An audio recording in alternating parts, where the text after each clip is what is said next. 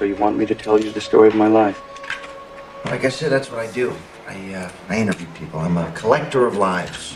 Welcome to Table Talk. I'm Heath, and I'll be your host. This is the show where I go one-on-one with a creator, author, illustrator, publisher, or other mover and shaker in the world of tabletop games, video games, TV, movies, or any other area of the geekverse.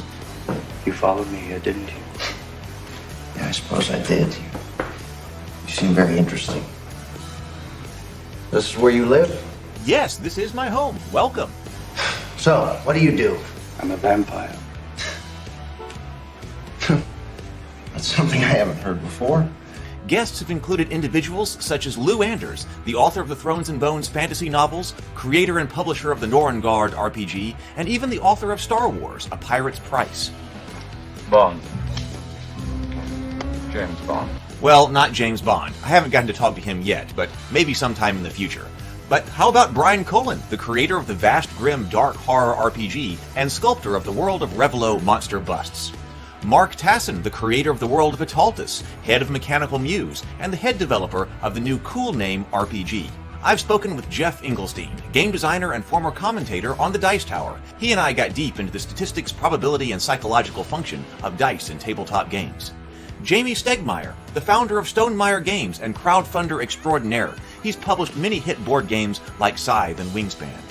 I've spoken with Sydney Engelstein from Indie Boards and Cards to talk about what it really takes to publish a board game in today's environment and what it would take for you to get published if you were trying to get a publisher for your board game. I've spoken with Ajit George about game writing, education, and his contribution to Van Richter's Guide to Ravenloft and his development of the Journey Through the Radiant Citadel Dungeons & Dragons book. Let's see, who else have I spoken to?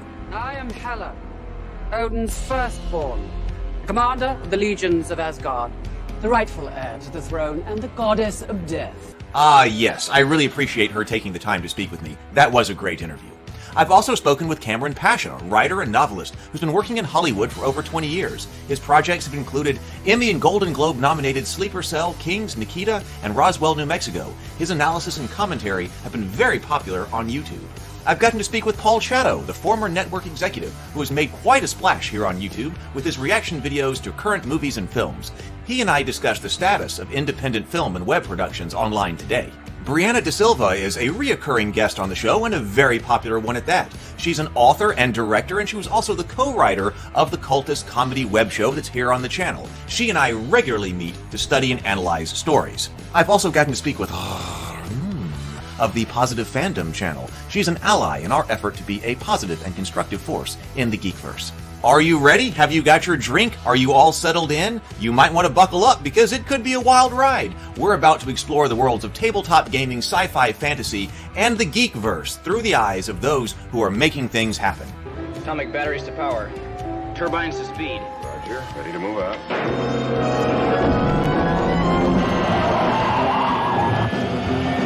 It's time for Table Talk. Good evening, everyone, and welcome to Table Talk. It is so good to have you here with us this evening. This evening, we are going to be talking about Labyrinth. We're going to be doing another evening of story analysis, discussion and analysis. And with us is our resident badass, Brianna da Silva, as always. So glad to have you here, Brianna. Glad to be here. I have to make the joke now. Before I forget, but I just think it's really funny how many references to the word labyrinth are happening on your channel this month. This is the third so far. Yeah, I know. Say that. I think this was completely not intentional. So we came up with we had independently decided to study Pan's Labyrinth, like whenever that was, a few weeks ago. Right. And then as it happens, then I was put in touch with Doug Burton, who and his theory on the feminine alternative to the hero's journey or the soldier's journey, or however we want to phrase it, happened to be called the heroine's labyrinth. And he was using the labyrinth in here. And then we came up with, and then independently, we had also never watched, either you or no, I had watched Labyrinth. And which is important not to confuse with Pan's Labyrinth. Because at first you were confused. Right, right. At first I had confused. We were talking about this one. And you're like, oh yeah, I haven't seen that one. Yeah, when we were talking about Pan's Labyrinth, I was like, wait a minute, that has something to do with David Bowie, right? Okay, that was very different. Very different movies. Very different. So so totally opposite. Do this one. But yeah, you're right. So there is this labyrinth theme going on here. That's shocking to me, actually, Sable Phoenix says. But yeah, that's just the way that it goes. So that's just the way that it's been. So yeah, yesterday we watched the film Labyrinth, which is a Jim Henson production, but it was executive produced by George Lucas. So it brought together George Lucas, Jim Henson. Jim Henson was the director, and then also starring David Bowie as the Goblin King. So we watched that yesterday. I put together notes here for it, and I know Brianna's got lots of notes as well. Do you want to start us off? I guess I'll just kind of let you know the kinds of notes that I took to start off, because I'm sure they're different from yours. Usually when I'm studying a story like this, it's just kind of like whatever happens to be on my mind most recently is what I end up studying it through. And so I've been thinking, a lot about feminine heroes, and this seemed like a perfect example of a feminine hero. And so that was a large part of what I was looking at. And then I was also looking at it in terms of like her traits and kind of like different stuff I've read and thought about.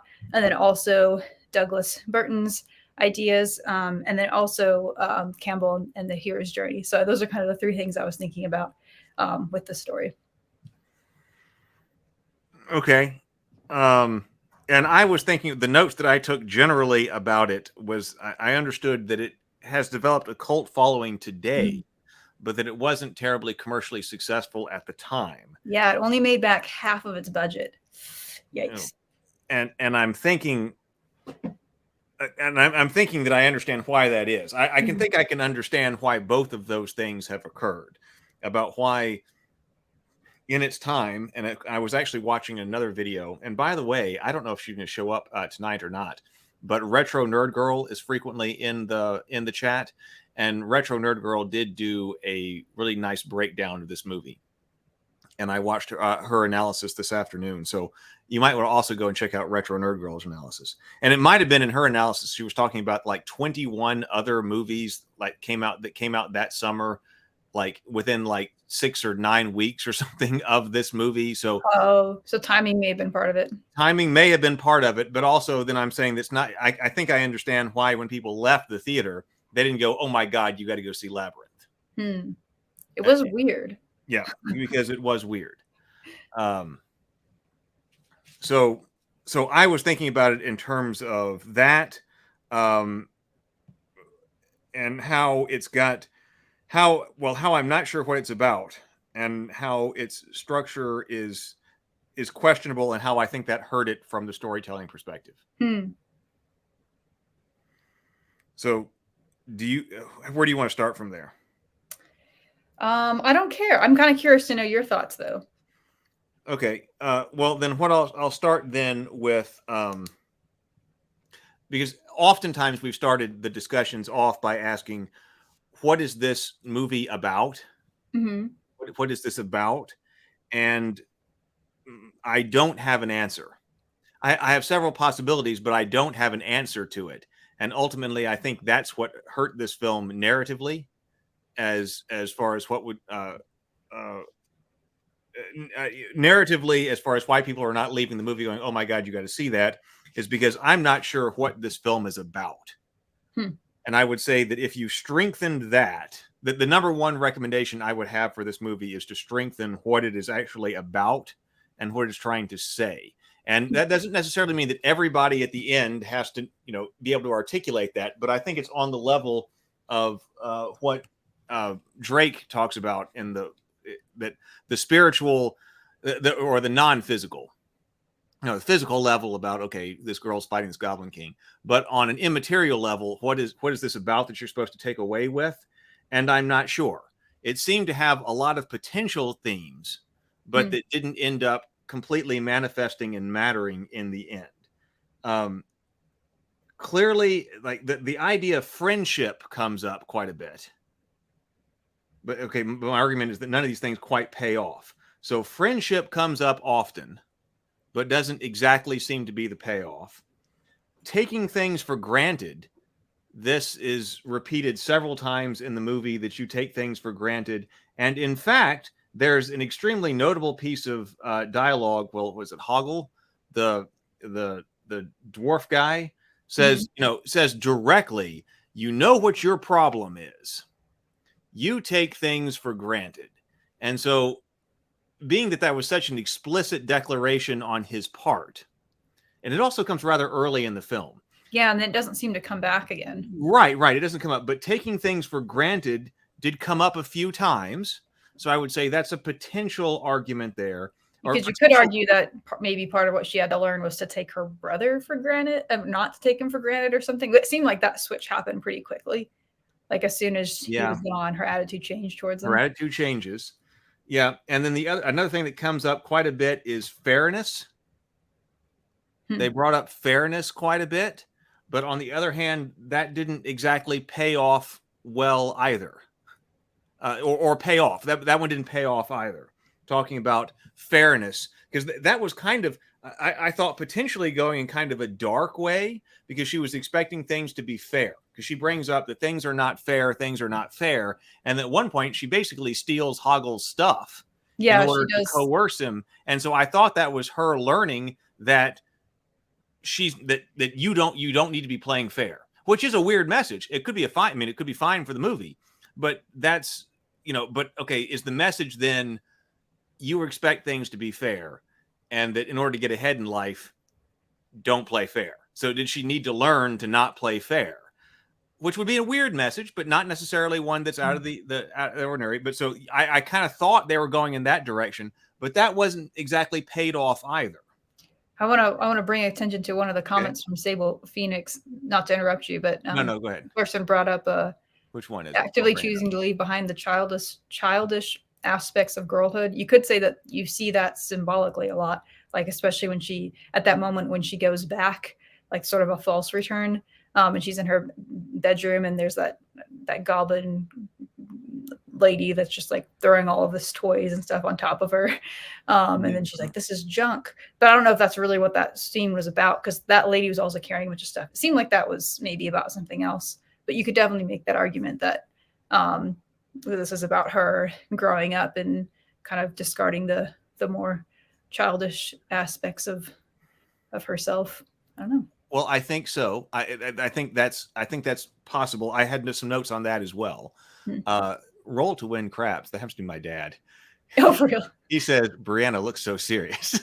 Well, it's probably because I was looking back at my dragon. He just went into his hide, which is unusual for him. It's not usual for him to hide. So I don't know why is he freaked out by your voice? I don't know. It's so really random for him to do that. But I was looking a little worried. I was like, is he okay over there? Anyway. So all of that we just said, the other thing that I would think of when I was trying to make sense of what this was about is the line, "You have no power over me," because that's the one that she forgot, or she was unable to remember in the beginning, and then she quotes all of that again at the end, and it's "You have no power over me." But I am completely left wondering, what doesn't have power over her? Like, that is completely not clear to me. Like, that line is clearly supposed to have meaning because it's the beginning and the end. But I am completely confused as to whether or not, as to what it is specifically that is not supposed to have power over her. Yeah. And so for all of those reasons, we might end up touching on a number of those things again.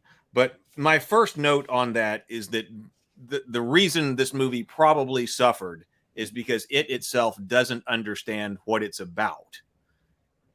And to drive a clear enough message, not that we have to overtly understand it, but even on the immaterial level, people probably didn't get it. Because I admit I don't get it, and even on a further analysis, obviously, like I'm talking about, I still don't get it, like what this is supposed to be. So I think that is the fundamental weakness of this film. Interesting. Yeah, I don't have any theories on that either. I also didn't think about it. I need to next time we watch a movie make sure I'm doing those ones as well, because you often are asking about that, about what the character wants and needs and things like that. I used to be like 6 months ago. That was what I was usually like analyzing stories on, and now I've just been analyzing them on other things. Mm-hmm. Okay, well, what did you analyze them about? Well, some of the first things that I was thinking about, I guess I'll talk about like her as a feminine hero, which I think is interesting, and I want to clarify what I mean just in case anyone is late to the conversation, because we talked about this before. But when talking about like feminine or masculine, I don't just mean like male or female. I'm talking specifically about personality traits and sort of I guess strategies for solving problems. I have a list. I guess next time we talk, I should prepare this list so I could show it, of sort of what I would propose as like what a feminine hero tends to do versus what a masculine hero tends to do. And so there's a couple things that I noticed. Let's see. Okay. I've also been reading very early on, but I'm reading a book called The Heroine with 1,001 Faces. And there were some few things that I noticed pattern wise that was from there as well. So one is like super random, but I've been noticing this a lot, that it seems like a lot of feminine characters, especially like if they're younger, like teenager or even like a kid, in fantasy or mythical situations, there's often like animal companion or like small people kind of companions, and I don't know what that's about, but it seems like a feminine thing. I feel like girls often are, but I mean, boys are interested in animals too, but it seems, I wonder if there's something special about that, or if I'm just noticing a pattern that doesn't exist. But so there's that. And then there's this archetype that I would call something like protector of the small, which is a very feminine thing, where it's like you're protecting whatever the small or vulnerable people are around you, which is very, very like maternal kind of a thing. And I noticed kind of both of those things happening with her. As I really liked that character. What was his name? Ludo. Because he was like both sort of Doug's conception of like a beast as ally, but he was also like a kid at the same time. And it was very interesting. He was like he was this big animal that could help her in certain situations, but also he had like a childlike innocence and personality, and so sometimes he needed help too. And so there was some of both dynamics going on, which I thought was interesting, because like all the people that were helping her were either they were like small miniature animals, or they were like a big childlike animal. And so I thought that was interesting. Let's see. Kindness is a really big aspect of her personality, which I see that in a lot of like more feminine characters. Like she's going around making friends. She was quick to forgive. And so that leads me to another one, which is referenced a lot, or is referenced in the Heroine with 1,001 Faces, which would be like that one of the strategies of this kind of a hero, instead of say, building the musculature to fight, it would be like building coalitions and allyship. And that's a really important strategy, which she of course does. That's a big part of what she's doing, kind of like what you're talking about with friendship.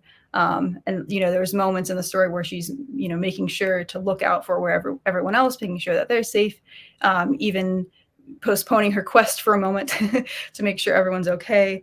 And they're all on a team, and that's a lot of, even though at the very end she goes and faces him by herself, but that it was important to have that coalition along the way. And then using speech as a form of power, which kind of goes back to what you're mentioning in the climax. It's really unclear. I agree that it's really unclear what that moment was supposed to mean. But that is a sort of an archetype that's mentioned in that book about like, instead of, which also fits into what Doug was talking about, like instead of going and fighting your enemy physically, it's about saying words that are very powerful, saying, it's like the courage to speak up, to unmask, for example, or to confront with words. In her case, it's like she remembers the right words, and when she does that, she's able to defeat him and return home. I thought that was interesting. kind of going along with stuff that I've read.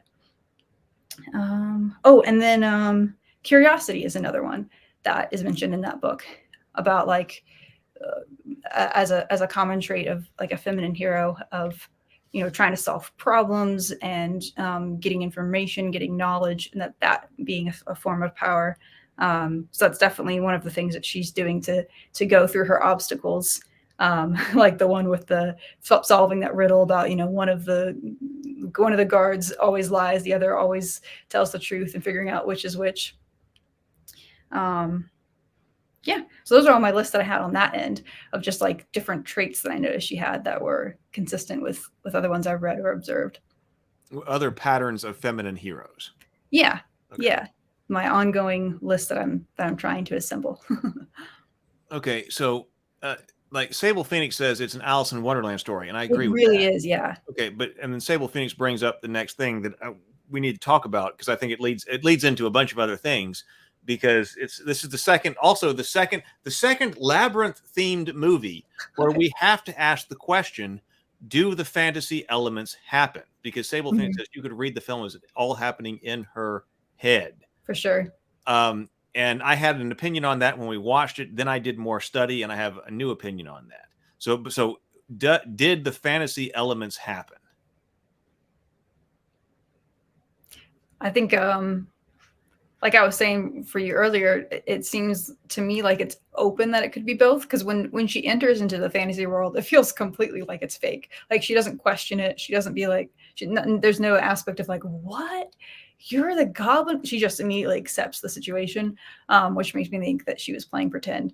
But then at the very end, she was back in her home, in her room, and then we see the goblins and her friends like physically in her space. So that could be that she's imagining them again. But it felt to me a little bit unclear, and maybe that's on purpose. But what do you think? Yeah, I think that, okay, first of all, I think that with the continued theme of, I'm not sure what this is about, having them all in her room at the end, I think was a mistake. A mistake? How come? That was a mistake. Because I do think upon more analysis that none of the fantasy happened. And that was because of some things that I did not pick up on in the beginning of the movie on the first watch through. I do remember seeing her having the puzzle thing, which is a labyrinth in her room. But upon further analysis that other people have went through, everything that happened to her in the fantasy is already present in her room. Mm-hmm. Now, the dog that Sir Didymus rides, like I was expecting her to say something about that, because that was her dog Merlin. But it's actually much more explicit than that. That if you look around the room, which I missed when we watched it the first time, that Sir Didymus is a stuffed animal in her room. There's the monster you were talking about in the room. That all of those things are already set up and in her room. So that means that I think that she was weaving that story based on all of the stuff that is in her room. And I didn't pick up on the fact that her mother was an actor. And that when you see, and maybe this needed to be more explicit, but when you pass by, like her mother is dead, but she's got cutouts from the newspaper about her mother's acting stuff. So that's why she's an actress. And that they're pictures of her mother's boyfriend.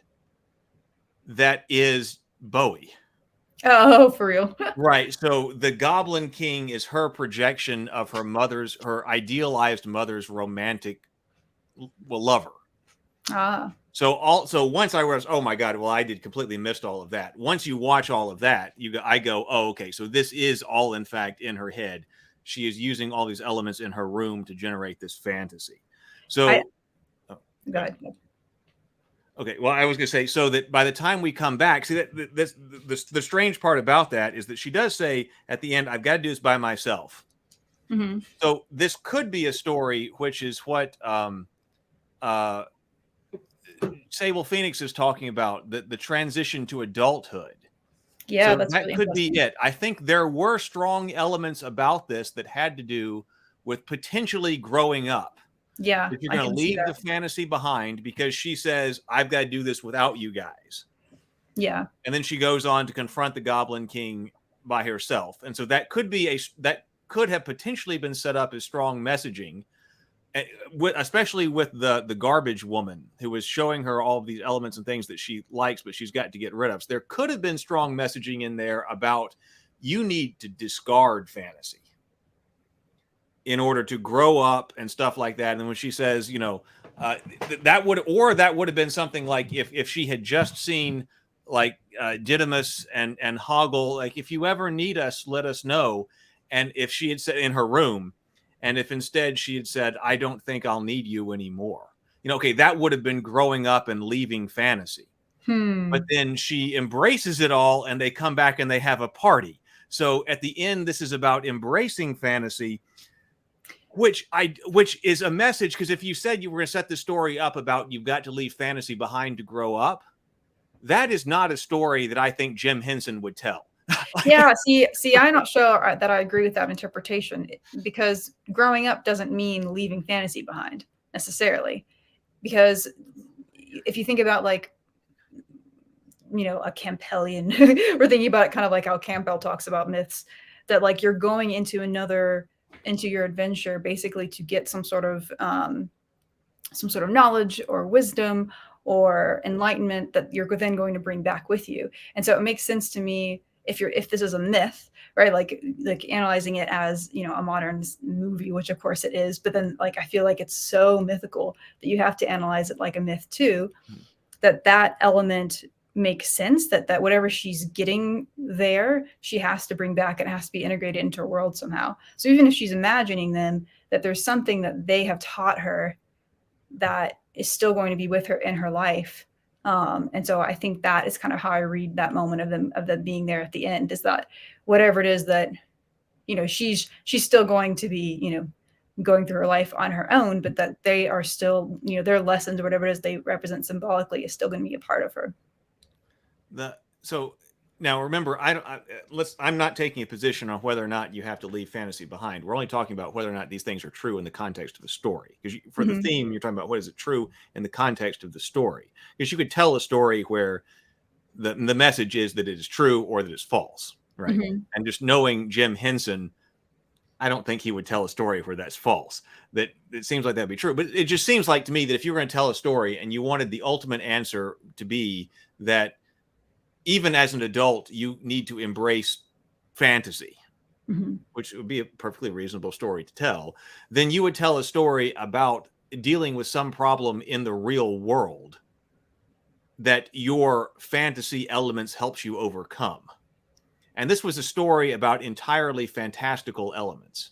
Like, she never overcame a real world problem with the help of her fantasy elements. Did she though? Because she was having a problem with her and her brother, and sort of having this,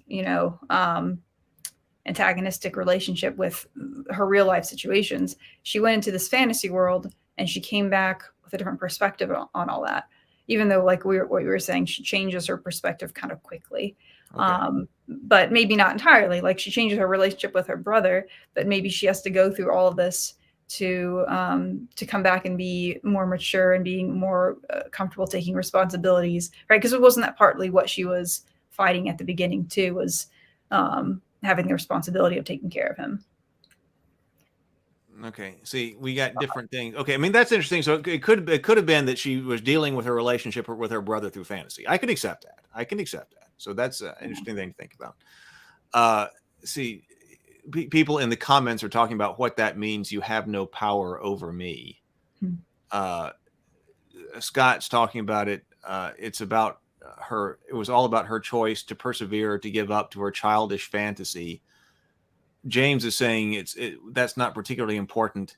Remembering the line, but that just seems to be so important, and especially because she was also told we were told that she doesn't have any kind of romantic relationships in her life. Yeah. Oh, I forgot about that detail. She's not dating, and that was an issue her stepmother had brought up. And then it takes on some other, so if she were boy crazy, let's say, and then there was this romantic royal partner, the Goblin King, and then what she's got, if what she wants is to be off with all of the amazing guys, But what she needs is to realize that she's got to stand on her own. Then having her deal in a fantasy world with a idealized romantic partner and ultimately needs to tell him, you have no power over me. Okay, well, then I would get it. But obviously men don't have any power over her anyway, because she doesn't go on dates. She's not dealing with a situation. Her everyday life is one where guys don't have any power over her because she's living entirely in her head. So to tell then the idealized partner of the representation of her dead mother's boyfriend that you don't have power over me, it's difficult to read romantically. I don't think it must not be what it means then. That's not romantic. I don't know. Like, I wonder if he represents something else that we're missing. I mean, there's obviously a very, like, seductive quality about him. So there has to be some element of that. But what is her really? Because she's never really seduced by him, though, is she? Well, I mean, kind of the ball. I mean, there are some of those elements there. That's true. And especially after I realized that the mother is in a picture with him, which I did not recognize on the first run through. But that's a projection of her dead mother's boyfriend, like on the red carpet as an actress, idealized kind of relationship. That's weird. So let's see, what else did I have here? So Sable Phoenix says, you have no power over me, saying you can't stop time. I'm growing up no matter what. Oh, interesting.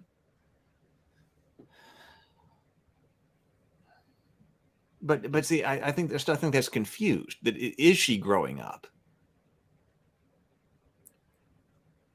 Right, because at the end she embraces the fancy, the whimsy of her creativity, imagination, without the seductive pull to always stay there. Yeah, because maybe that's a way to see it, is like it's still part of her, but it doesn't have power over her anymore, which is different. That, like, before she was just constantly in her fantasy world, but now she can kind of integrate that into her life in a healthier way or something.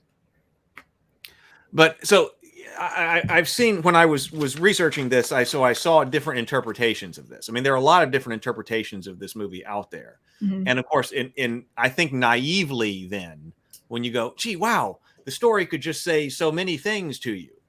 But, it could mean anything. Here are all these multi-million interpretations of that. I think this is an illustration of why that's potentially not true, why that's not necessarily a benefit to you, because there have been a tremendous number of people who've been talking about what this is, but because people all come up with such incredibly different things, that may be why the hypothesis here, that when people watch it, they don't go, oh my God, I got to go bring all of my other family members to see this. Yeah, I'm not buying that hypothesis, because I feel like a lot of stories that are open to interpretation end up inspiring more engagement, because people are discussing it. They're trying to figure out the details of, like, what it means. So I feel like there can be a benefit to that kind of mystery and openness. As long as the people writing it were all on the same page and creating it all had, like, a consistent vision for what it meant, that's important. But I still feel like when you're making something mythical, that, in my opinion, it's actually better if it's open to multiple interpretations, because otherwise it doesn't feel like a myth. Like, myths always have an element of mystery to them, I think. Like having a dream, like there's always that element of ambiguity as well. But if this was not mythical in its structure, then maybe I would agree with that hypothesis. I was going to say, Zero Theory says, I never noticed the picture with her mom. Is then he her father? No, I don't think so, because I think her father is there at the beginning of the film. Her father is married to her stepmother, and so her parents must have been divorced then at some time, because his mother had this other boyfriend according to what's in the picture. So no, her father was the father who was there in the very beginning. Well, so, but let's contrast this with other more commercially successful stories that they did. Yeah. Like Star Wars. Like, I don't know that people have this extreme difficulty in talking about what the original. No, we're talking about George Lucas here. When because Lucas was part of editing and stuff like that, and he was you're part of this production. Although, of course, it was Jim Henson who directed it. I don't think that we have this same kind of situation where we are really struggling to tell what Star Wars is about. Mm-hmm. And I'm talking about not necessarily, I'm talking about even on a level when you just leave, not necessarily an academic level. At the same level that we're having trouble talking about what this is about. Yeah, I don't know. I guess I still remain skeptical that could be the defining thing that would make it less. Well, maybe I guess that's not what you're saying. That it's the defining thing that would make it less successful. But I don't know. I'm not well, really sure. I think it has something to do with the hypothesis here that it has something to do with how you feel when you leave the film. Because, okay, yeah, there may have been, I mean, we could say, oh, well, there was just a bunch of other things that came out that came out at the same time and you got buried. Okay, there's still that. But, like, there are movies that once I finish, I'm like, oh my God, I got to tell this other person, I got to tell these people to go and watch this movie. Like, I didn't have any particular need to go and tell other people to go and watch this one. Mm-hmm. So, if they had, then it may have been different. Let me give you something that I came up with again that I think was done weird in this. That it was the same thing here. All of a sudden, in roughly the middle of the movie, the Goblin King tells Hoggle that, hey, if she kisses you, I'm going to throw you in. I'm actually going to make you a prince. What I'm going to make you a prince of? Oh, I'm going to make you a prince of the bog. Yeah. And I thought in the beginning, like when that came across, because it develops kind of late, like you would have thought that if this was going to be an issue here, that, okay, now something's going, because you would typically do that the other way.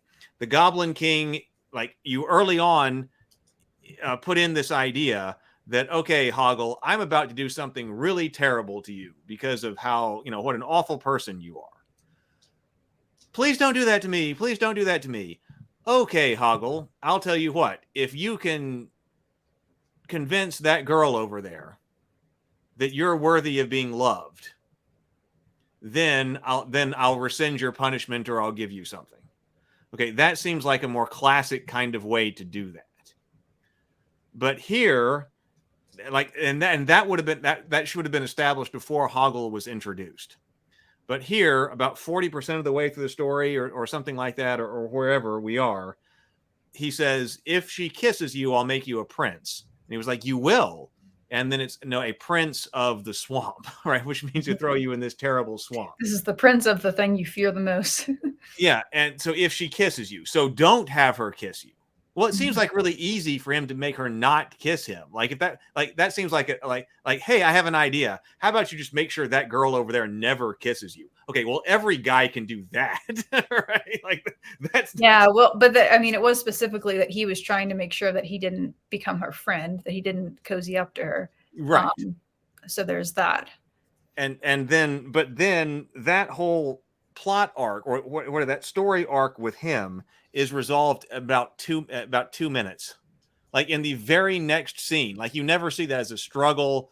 That okay, I don't want her to kiss me. Because if you didn't want, you just leave. I don't know.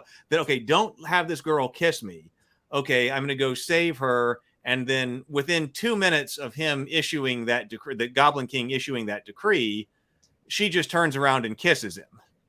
And then that has to me, that's another one of these weird points that I'm like, that's hurting this movie. But what is it hurting? What be more specific? That you set up something really neat there.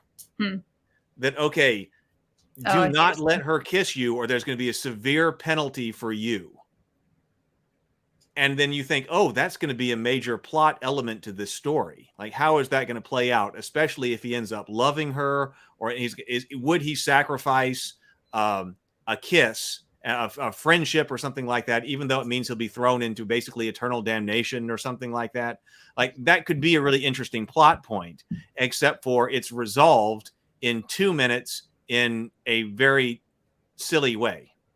Like, you spend no time on it. It seems like I'm often aware of the time when you bring up a plot point and it's resolved so quickly that you don't even have time to think about it. Because I mean, you never thought about that again.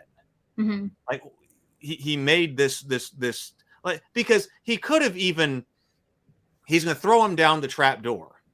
Well, why would the Goblin King throw him down that trap door? Well, because he rescued her. Like that's enough of a reason. Like, oh my God, you rescued her down the trap door. So why would you introduce this idea of the kiss? And there was the idea of the friendship that doesn't seem to go anywhere. It's resolved so quickly that you then forget about it, and that's hurting this. That when I heard that, I thought it was supposed to be a major thing that we were going to be dealing with. The friendship aspect, I don't think is resolved immediately, because it feels like kind of a back and forth thing for him. Like I feel like that's like what his arc is about, is like making friends and becoming someone people would want to be friends with. But yeah, that's interesting. Scott says you have to look at what Jared says before the no power over me line. He says, everything I did for you, all the fantasy labyrinth elements, which I also thought was weak. Did you buy that? I didn't really have a feeling one way or another. I wasn't really thinking about it. Yeah. So yeah. Well, I think that's kind of what I thought too. That that the Goblin King issues this very dramatic monologue toward the end, where he says that everything I've done because you wished it. I've been serving you all of this. But I didn't think any of that was set up. I was trying to now she does, give the initial invocation, right? That, hey, I wish that the Goblin King would come and take my brother. But I didn't get the perception that everything that he was doing was at her request. Yeah, it didn't feel like it was, but I wonder if that's supposed to imply something about like, if he's like a master of illusion, if he's kind of like representing the like king of her imagination, or of her, or he is her imagination or something like that. I don't know. Because then it would be like, if you're sitting there having a fantasy, then all of that is for your benefit, right? If you're the one that's controlling the fantasy. I don't know. I'm just thinking out loud here. Trying to see if I can understand it. Yeah, see, I wanted more out of that. When he gave that monologue, I wanted that to really ring hard, or for you to realize that, oh my God, even though this is really rough for her, it's exactly what she wanted. But it's not exactly what you wanted, because she turns around so quickly that you've taken my brother. Oh no, wait, I have to get him back. And now I got to go through all of this. So, but see, that's another one of those things where I'm like, there could have been another story theme here, and they needed to pick one. And that could have been one where she realizes that her fantasy is that the things that are hard for her are actually the things that she desperately has wanted, and she is making manifest in her life, and that she has got to stop that. I mean, that would have also been an interesting theme, but there was that element of that because of his monologue, but it didn't grip me because I don't think it had been dealt with. It had been set up.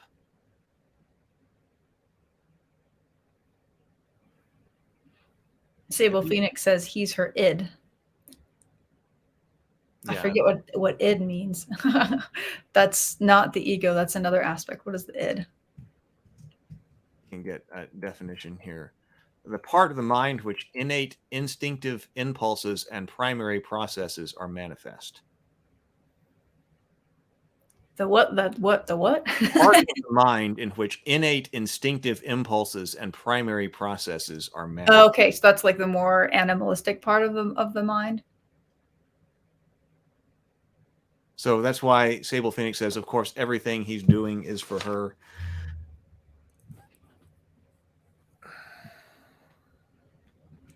So I don't know that's like, and the reason I suppose we could go to the other side of this is that I understand why now it's so popular, or why it's Yeah. developed its cult following, because it's got the amazing characters. It has a lot that Jim Henson. There's clearly a lot of Jim Henson in it. I mean, if you are into that it's all here, and you kind of rediscover this later. I mean, David Bowie. Actually, I was expecting more out of the music. I mean, but apparently that the music that is in it really connects with some people, and so now when you got the David Bowie music, apparently that does connect with some people, which contributes to its cult following. I guess just the idea that George Lucas was also involved with it, and coming, was involved with this is enough to say, hey, wait a minute, this was an underappreciated film. So I've got that. So I think those are the reasons why it's probably one of the ones that has been revived. Like, why is, because not every movie that doesn't do well gets a cult following and is popular afterwards. Right. Most don't. Most don't. So this one did. It's one that I heard a lot, and that's why it was on my list. So, like, the classic Jim Henson kind of look. I think Jim Henson is a very interesting study, because a lot of people, I mean, obviously know him for the Muppets, but that when you kind of leave him to his own devices, it's not always Grover and Elmo that he comes up with. He comes up with The Dark Crystal. He comes up with this, Labyrinth. He comes up with these type of stories and these kinds of things that he wants to do with his the puppetry and all of that. That's not just, saying your ABCs on Sesame Street. He's a very imaginative person. Yeah. But in a darker way. Like, my point was there that when you leave him to his own devices, he doesn't come up with, he doesn't run back to Elmo on Sesame Street saying his ABCs. He brings very different kinds of things, and potentially darker things. So Scott Graham says he was giving her excuses to give up. Everything the Labyrinth was about getting her to give up responsibilities and stay in the fantasy. Yeah, she should have given up by now. Yeah. So I don't know. It just goes back to my thinking that it's confused. I don't want to belabor that point. Yeah. But there just seemed like there's so many things that could have paid off but didn't, and I think that's what's hurt it. Do we want to talk about comparing it to Douglas Burton's Labyrinth? Yeah. You want me to bring I've got I can Yeah, why don't you do that? Okay, let me I got my notes over here, but I don't. Yeah, I think we should look up. Okay, so we're going to go over to Doug Burton's Heroine's Labyrinth that we've talked about previously on this series. So go and look that up. And I've got his chapter table of contents up with the notes that I typed, which are hurried as he was talking, but I have that up here. So we can talk about it and seeing whether or not this, being that it has, it's a labyrinth, again, labyrinth physically. Funny enough. It comes up again. So, all right. So what kind of stuff are we talking about here? What were your notes here? So let's see. So for the first one, I just kind of went through different ones to see if it matched or not. The first step, of course, it does. Like we were saying, she probably doesn't actually physically leave. So that fits with what he was talking about with the labyrinth. Now, the masked minotaur, I'm not sure about that one, because the only one you can say would fit that role would be the Goblin King. But it didn't seem to me like that was really his role, that he was like someone that everyone respected but needed to be unmasked, because it didn't seem like in the end that's what she did, that she unmasked him. So I don't know if maybe he just defines that in a broader way than I'm understanding. Well, but possessive love, not kill her, but mentally capture her. Okay, so that could fit in. Maybe aspects of it. Yeah. Hero's journey, whereas militant outside destroyers, feminine, a member of the native culture, homegrown and duplicitous. The humanity, he is the Minotaur. That's what they're supposed to be in disguise. I was seeing that some people were saying that what he was a captured child, because he's the Goblin King, but he's human. So if Yeah, that's the case, see, that's not explicitly said in this, but that's if people identified him or said that actually what he was a captured child yeah, who grew up, then he would be a member of the native culture, homegrown and duplicitous. yeah. It feels a little bit like a stretch to me, That but like seems a I bit of a guess I can stretch too, accept it. especially as this is not actually present in the story. Yeah. Claiming the sacred fire. I couldn't tell if that one applied or not. That there's something, isn't that like something special about herself that other people want to take? I didn't really feel like I saw that. Did you? Yeah, because there's supposed to be three claimants: herself. The native culture is supposed to have a claim based on continuity. I guess that could be the family. See, it also never brings the family back in explicitly. Yeah. I think they may have said something like, I'm home, like off screen or something like that. But resolving issues with the family wasn't really something that was done explicitly. So herself, native continuity, and the Minotaur based on ego. I wonder if that's supposed to be the mask Minotaur. So maybe that she's trying to claim herself. Culture is supposed to claim her, and then the Goblin King. Yeah, I'm not Maybe. sure. Maybe very loosely. Now the captivity bargain, this one I could see that like that would be her going through the labyrinth, but I'm not sure. Again, this is another one where I'm like, I'm not sure about that because it's very explicit that her brother is the one that's captive and she's trying to come and rescue him. But then again, maybe I'm not understanding his structure. It's almost unfair for us to go through it this way because neither of us has like read his book or understand. Yeah, and we're going to be talking to him a week from today. Right. He's going to be on the show. Probably only good to just do this loosely. We're This not is in a totally position to fine. really evaluate this fully, but that one I wasn't sure either. I don't know if you had any thoughts on that one. Nah, not really. Because it just felt like more like it wasn't like a bargain. It was more like the labyrinth is her obstacle to get to her objective. Yeah. Yeah, because she's got she doesn't just bargain to go with the Goblin King. She's got an issue with her brother. Right. Let's go to the Call of Adventure. The Call to Adventure. That one does very much fit because he was talking about how in his perception these characters are not going to have a hesitation. They're not going to resist the call. There's not going to be an argument. The home is the place they want to escape. So when we started watching the movie, I made a comment. I was like, hey, so far this matches because that element was definitely there. Doug is not the first person I've heard say this about this kind of a hero, that there's often this, wanting to escape something about the home life. So I thought that fit. I couldn't remember what the Cult of Deception was. What is that? Left pure confinement. Heroines tend to be monitored and watched by I believe that's supposed to be evil or neutral characters. So she was done. That happened in the labyrinth quite a bit. She's clearly being watched in the labyrinth. Oh, interesting. So, and then there are people with other motives that are watching her. Okay. Emergence of ulterior motives in other characters. So there was that people are watching her, keeping it, and especially with Hoggle.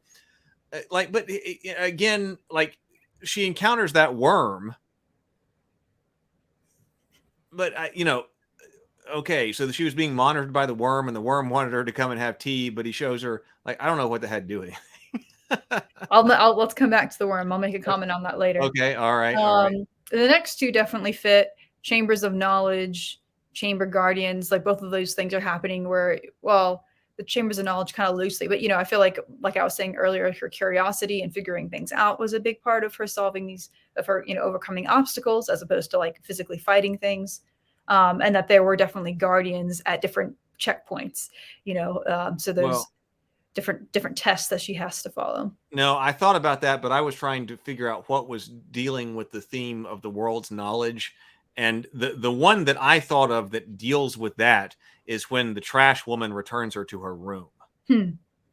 That if there is something in this that is Chamber of Knowledge, and it doesn't fit perfectly, I don't think we could ask Doug about it. It doesn't fit perfectly, but if there's a Chamber of Knowledge in this, I think it was the return to her room by the trash lady, because that's when all the worldly stuff is there and she's captivated it. and that woman herself is a trickster figure issuing the social test. Now it does say members of home culture, but promoting it's why this one's loose. But if there's somebody that is there trying to fill her with the world's knowledge and trap her there, it's her in her room with that woman. I think. And then Bista's ally, I think we could probably say, I forgot his name again. Ludo would probably fit into that. I was saying he's kind of fits two archetypes in my mind, but he is that for sure. He's he's a big beast, big humble beast that helps her when she's in some tight spots after she helps him when he's in a tight spot. Yeah. Aiding a fragile power. I couldn't remember what that one was. I put a question mark to that one. It's the second heroic partner overlooked and stigmatized. The hero's anti-authority. Or maybe legitimizes. I was typing fast when all this was going on. Yeah. But aiding a frail partner, I mean, so maybe what he's talking about could be Hoggle, or it could be Didymus. Yeah. Talking about second heroic partners overlooked and stigmatized. I mean, overlooked and stigmatized brings up Hoggle, but okay. The broken truce. Point of no return, a break-in of captivity bargain, native culture turns against the villager. Yeah, because I feel like because this one doesn't seem to exactly have a captivity bargain, but I'm not sure that I'm seeing that pattern here.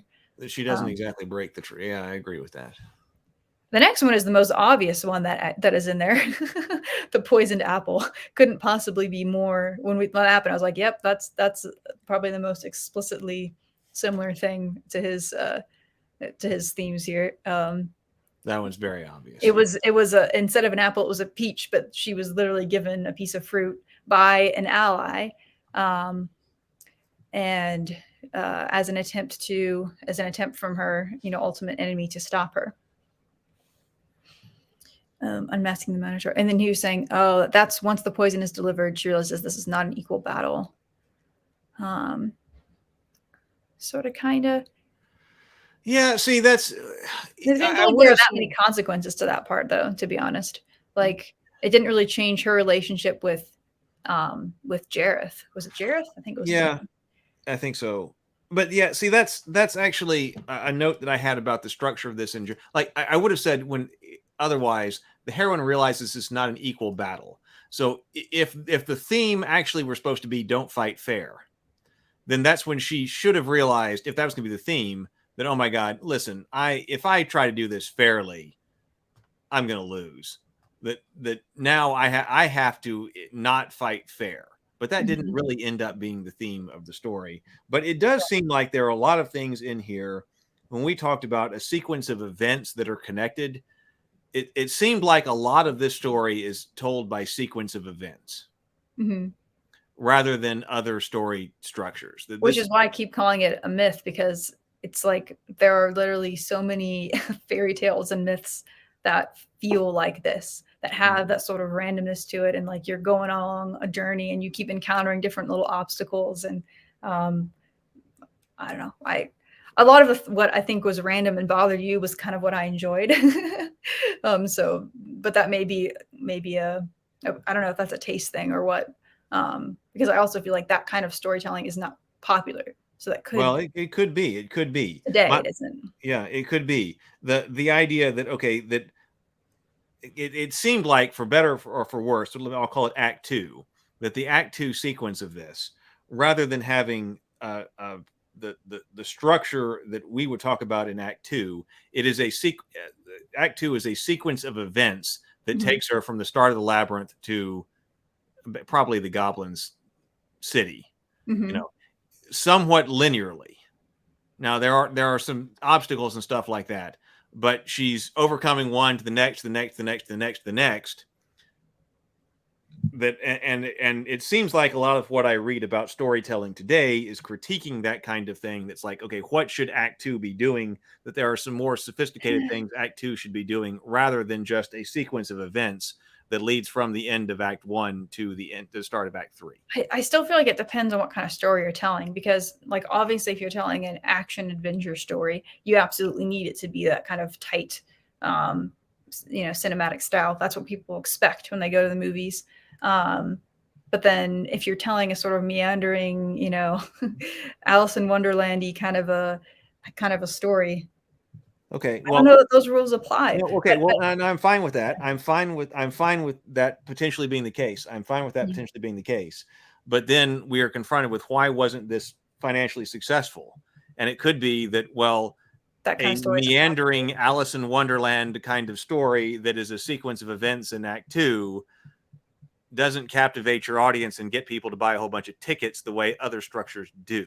So that could be maybe currently in our culture. I feel like that may be the case, because I would there's no way I could possibly test this without a time machine, but I would theorize or expect that if we took this story like 500 years ago to some kid in I don't know, rural Germany or something, and you told them this story, they probably love it. Well, that's fine, but the kid 500 years ago is not buying a movie ticket. So in the amount of time when you are spending money to go and see a story, that frame of time, because I think there is something too. Doug seemed rather down on structure, but I'm not necessarily, because I'm at least and actually I think it's it may be The Secrets of Story. Who wrote The Secrets of Story? This is another friend of Lou's, Matt Bird. We should probably have talked to Matt Bird sometime, because Lou's worked with him. Matt Bird definitely took an analytical approach to this. I know you have to go in just a second, but he was saying that, like, with the advent of movies, we have a tremendous amount of movies, like a tremendous corpus of stories to analyze, and we know which one of these resonate with audiences and which ones don't. Today. And so we can take a today, but like if I'm telling a story today, it's today. Like, I mean, I can. I know, but I always want to mention that, because I guess it kind of annoys me when people say this is how a story is told, and it's like, no, this is what's popular in our culture right now. And I think that matters in order to understand stories broadly and to realize that those things can change. And 50 years from now, people's tastes may change, and so like just to kind of, I think as a storyteller, to have some openness and to recognize and kind of like keep your eye on what's going on.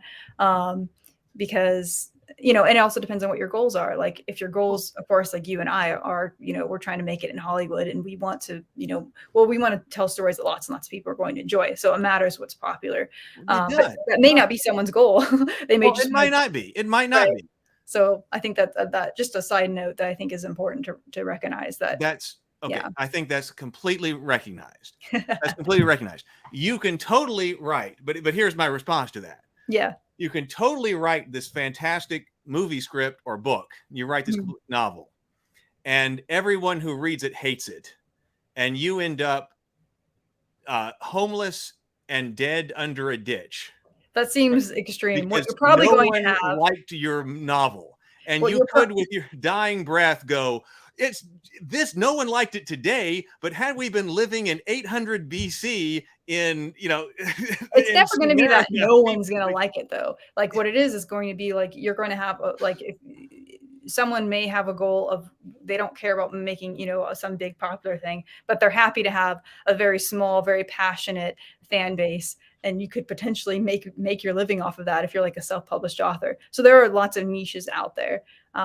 So I don't know. That's a whole rabbit hole. We're gonna get distracted on that. I mean, okay, all right. When I'm talking about what is successful and why we're talking about why it may not have been commercially successful, I'm definitely talking about the people living here today who are buying books or watching stuff on TV and stuff like that.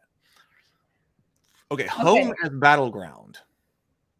That one does not seem to apply. Yeah, only to the extent that there's the implication she maybe never left home. Only that implication. Yeah, that's about it. Shield Maiden, I don't think that happened either. And I was really looking for that one. I even commented as we were watching that. I was like, now who is she going to shield? Because I was prepared for her to either shield. It could have been Hoggle, because it could have gone away that if Like, for instance, if the kiss had been a bigger deal and she had kissed him, and now all of a sudden the Goblin King is going to exact vengeance on Hoggle, that she could have stood physically and stopped that from happening. That was one way that could have gone. Or alternatively, now he's going to banish the child or do something really terrible. Yeah, to the but it child. seemed like it was more about speech and about what she said, so it was a little bit different. Well, yeah, but you could have you could, I think the importance here is the physical imposition. That's not necessarily a resolution to the problem. But I do think I understand. I think I understand this archetype, especially if you the main character, the character as a feminine person, is actually not capable of stopping the physical violence, but she interjects herself anyway, which at least causes the other person to stop and think.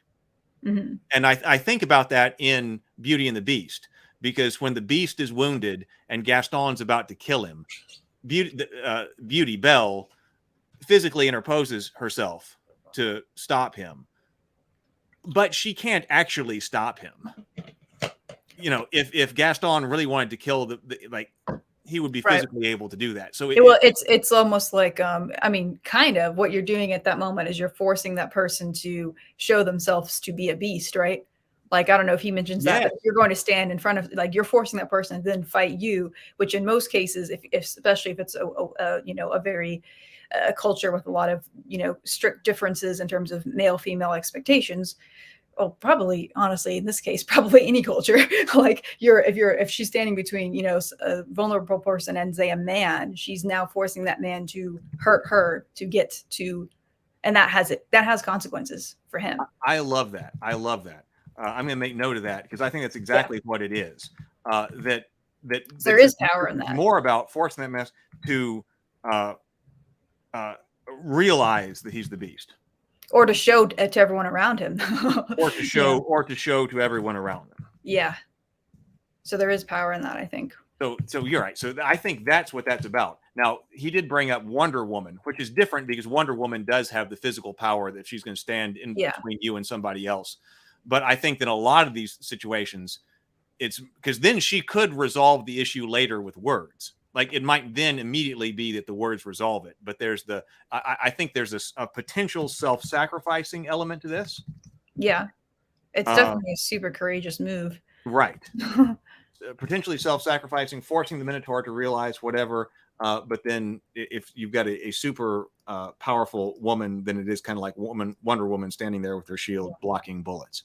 But I was really waiting for that moment in this movie. I was seriously waiting for that moment. I was like, who's it going to be? And then it wasn't there. Let's move quickly through the other two, because I want to briefly talk about the hero's journey before I go. Okay. All right. Do your thing. Yeah. Broken spell. I don't remember what that was. Immediate restoration of native culture, better side, good part of society restored. Well, that's when she defeated him. Yeah, I guess that fits. Defeated the Goblin King. Yeah, that definitely fits. She broke the spell. And then the atonement moment. Oh yeah, because I couldn't remember what that is. See, and that's why I thought this was weak too, because it didn't really bring the family back. There could have been an atonement with her father or the stepmother, but there really wasn't. Like I said, I think the stepfather calls from downstairs to say we're home or something like that.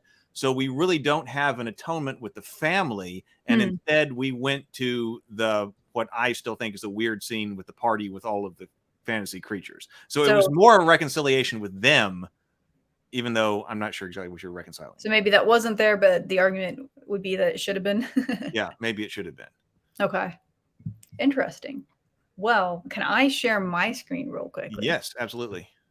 Well, let me first see if I can bring this up first. Wonder if this will work. Let's see if this works. Because I couldn't find anywhere online the diagram of the hero's journey that's in The Hero with 1,000 Faces. So I took a horrible picture of it with my phone. So that's what I'm going to share with you guys. If it'll, let's see, present.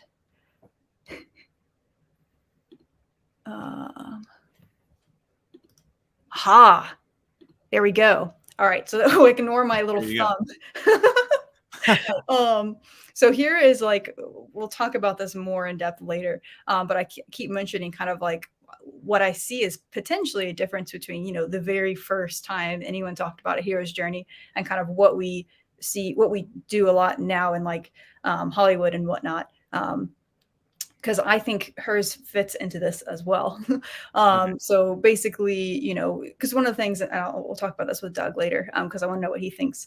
You know, he makes the differentiation between being in your own native culture versus being outside of that, which Campbell does not talk about that. There's just, you know, the call to adventure could be something pretty simple and mundane. So you know, the call to adventure might be the moment when she starts interacting with the goblins and the Goblin King. I didn't really see a helper. I guess that could be. So there's the question of what if you were to interpret it in this framework, like what the threshold is, because it's either the moment when she enters into the fantasy world, or it's the moment when she enters into the labyrinth. And if it's when she enters into the labyrinth, then it would be Hoggle that would play the helper role there, because he's giving her the information she needs to find, you know, to basically find the entrance. Otherwise, I'm not sure what that would be, but there is definitely, you know, kind of two different threshold crossings. Well, are you going to say otherwise it's the worm? No, because at that point she's already in there, I would say. Okay. I would have said that if there's a going into the other world, I would have said that it's when she accepts the call and then they show up. Yeah, like, that seems like world. That's what I would have said anyway. Right, that's my first impulse as well. So it could be that under that framework there isn't really like a helper or whatever, but or at least not at the beginning. And then you have, you know, your tests and helpers, which are I kind of would put that as one section, you would say, which definitely fits. She has all sorts of different challenges she has to overcome, and there are all sorts of different people that help her at different points. Like the worm would be an example. That's what I would say in a sort of, if you're looking at it like a myth, that's all the worm does, is the worm is giving her a little bit of information that she needs in order to move forward. You know, there's the, you know, trying to cross the bridge and then she meets a friend there. There's also lots of little different tests that she's doing and she solves them. Let's see, which is like most of the movie. Ordeal. So I guess the ordeal, the weird thing about what he puts here compared to like what we do in like modern movies, is that he kind of puts the like ordeal like right at the midpoint, but that's usually way at the end. Like we put that as like our climax. So you would kind of push that towards the end. But that would be probably when she is in the castle and then has to confront the Goblin King and rescue and save her brother. So it doesn't really fit into either of these kind of four things he puts down there as like some possibilities for. But I guess kind of loosely, it's like an elixir theft sort of, but she's stealing something. She's rescuing someone, which kind of also fits in with like the sacred marriage thing too, which is usually like a, you know, hero rescuing a maiden, for example. So it's kind of opposite or different. There isn't a flight.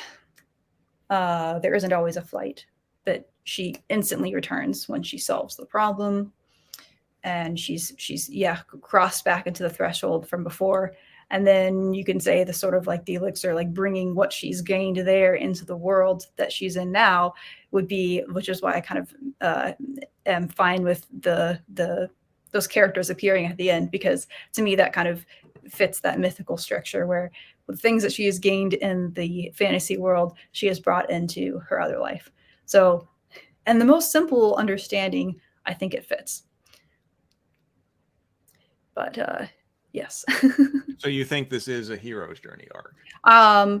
It is definitely Joseph Campbell's conception of a hero's journey. And this is the hypothesis that I need to test as I study it more, as I read the book that you're reading, because I wonder if it's like, if his description of like, you know, his monomyth was pretty broad. At first I was really skeptical of it, but I became more convinced as I read the book, especially as I got to this point in the story. I mean, in the book where he's like, just kind of lays it out. I was like, oh, that's really flexible actually. But I do wonder if sort of later writers have taken his ideas and made them a lot more specific. And that's why we have the sort of, you know, soldier's arc connotation, or the sort of more masculine thing, because it feels to me like that is just one version of what he describes, which is just you're going into another world, and you're getting something and you're coming back. That's the simplest version of Joseph Campbell's hero's journey. So it would apply to a lot of things. I wanted to make one clarification on Yeah. a point that I made earlier. That was like, if I were going to tell a story about needing the fantasy element in order to conquer something real, you were talking about that perhaps there was something because the brother's gone. But I would say, I guess my counter argument actually that would be that it's possible the brother's never gone. If this happens all in her head, she might actually not have a physical problem. Yeah. The brother might actually never have been gone. So I think that what I would have done then in that type of situation was actually have the brother gone in the physical world. Interesting. So the brother is actually gone. Now, how does she deal with that? And there might be fantasy creatures that appear to her that you're not sure whether or not they're there or not, but they're not. They're in her head, but she's using her fantasy to solve a physical problem. So yeah, maybe. But if the brother's not gone, that's really not a physical problem. The brother is actually just sitting there. I would have made that more explicit. You got a physical problem, and the way you can solve that is with your fantasy, and that's why it's important. Yeah, that's interesting. All right. Any other comments to make on this? Since I will have to leave in the next minute or two. But yeah, that's really interesting because this brings up what you just brought back here. I think it's important to talk to Doug about. Yes, we're trying to talk about these. Yes, exactly. We're going to talk to him. I haven't seen him in the chat, but because if we're trying to understand the archetypical story structures, like because here you're generalizing again. I mean, you're generalizing. Well, that's what he does, though. That's what Joseph Campbell does. Well, I mean, okay. According to this theory, it's a generalization. So, and I want to study. So, I need to read this book as well and get it from the source and really understand that because this does what you just did here. I think goes at the core of trying to understand what it means to be an archetypical story structure and how we should draw different divisions between them. Yeah, for sure. All right. There's a lot more to go into that. So. Okay, Brianna you've got places to go to tonight. You're going to go do readings, and Brianna actually she's going to be shooting a short film for practice in about like 2 weeks or something like that. Yeah, I put my semi-cinematic. It's not good, but I put my sort of cinematic lighting around me because I brought some lights to use for that. But that thing that I'm filming next Saturday, it's going to be read tonight. So yeah, and I'm doing a rehearsal with actors tomorrow. So stuff is happening. That is fantastic. So we don't know. So we'll hear updates on that. We don't know if we will see it or not, but we'll see how I feel about it. But it's a practice project. I'm trying to not put too much pressure. Informed about how this side of practice going, directing and stuff like that. I'm going to go through a few more of the comments here because I see comments coming. Okay. So I know you have to go, but what I'll do is I'll stay and I'll go through some of the comments and do a little bit of discussion. All right, sounds good. All right, thank you. Thank you so much. It was great. This is a fantastic discussion. See you later. Talk to you later. Good luck tonight with the read-through. Thanks. Bye. All right. So that was fantastic. I do see that we've got some comments here in the comments, or some comments in the comments.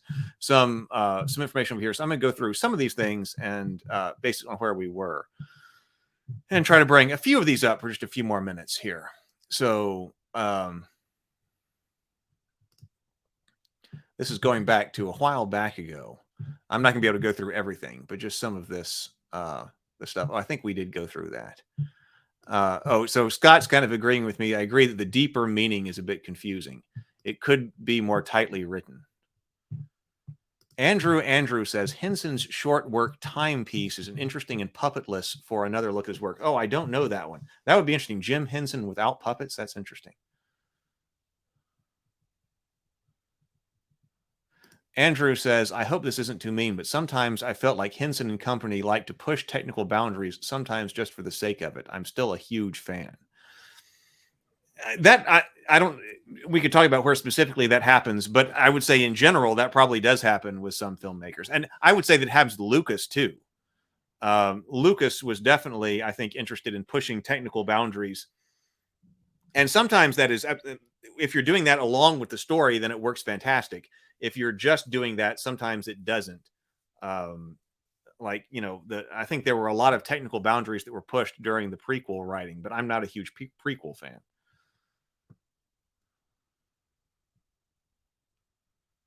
Let's see.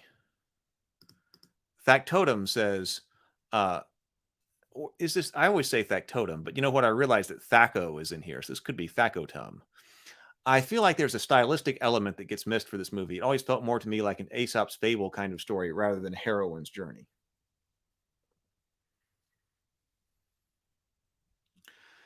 Maybe you should look at Top Gun 2 or the Avatar sequels. Well, I do, and I want to talk to Brianna about that because I think there's a lot to that.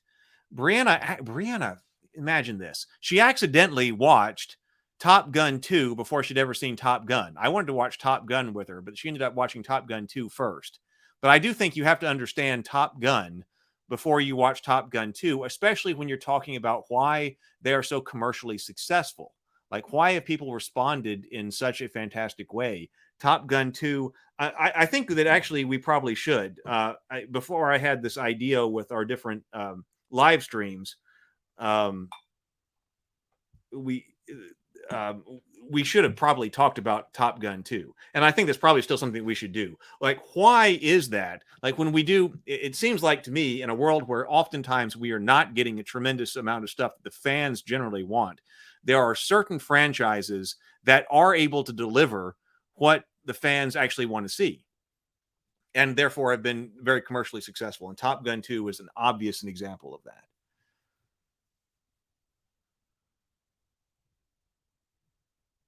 So Labyrinth. So this was brought up. Never-ending story. Man, I have seen the Never-ending story because that was also shown in elementary school to me when we needed a movie watching day. But man, that one doesn't stick with me for some reason. But Labyrinth, The Dark Crystal, and I have watched The Dark Crystal. I went back and watched it. I mean, I watched it in the past. And I went back and watched it before the Netflix show came out. So a lot of people are talking about the triad of Labyrinth, Dark Crystal, and Never-ending Story.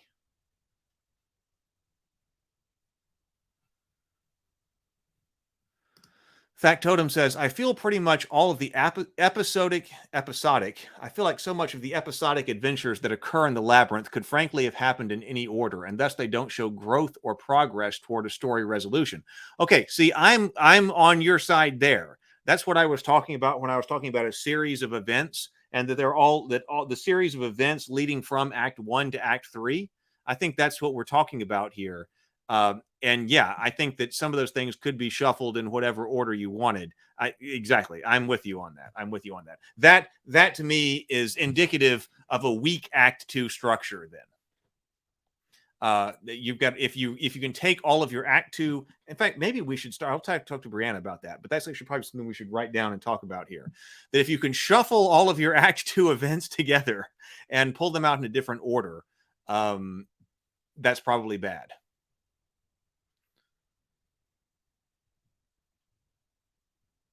Did I find Sable thinks? Did I find the Den of Geek article? I don't think so.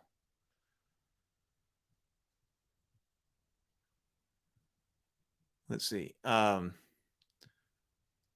the story about a maze seems to beg for a progress toward a goal to be framed as a visual parallel. That part always struck me as an example of the idea the journey needs to be had, not just the destination reached.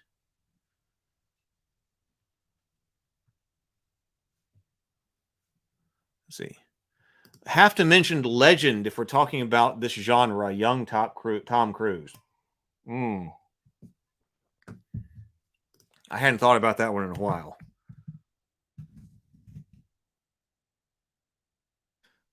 Yeah. That was directed by Ridley Scott with Tom Cruise and Tim Curry. Let me put that over here on a list. I'll put that over here on a list because you're right. That one probably should get talked about. Legend.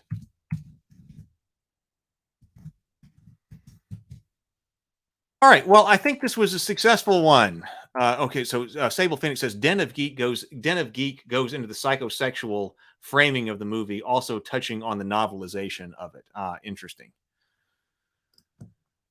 All right. Well, I think this was a great conversation. I think that was a great So actually, VGD says if you can shuffle all of your Act 2 events and pull them out in a different order, that's not bad. That's Pulp Fiction. Well, all right. That's all right. I know where you're coming from there. I see that. All right. Well, I have enjoyed this quite a bit.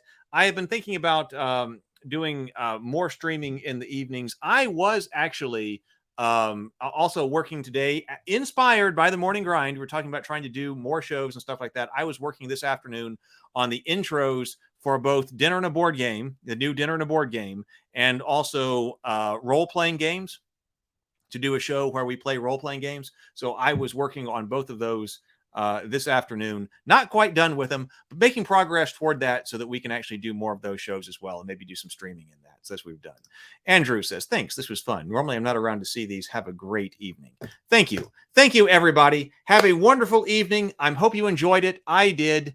I will see everybody tomorrow for World Building Wednesday. Good night, everybody. See you tomorrow.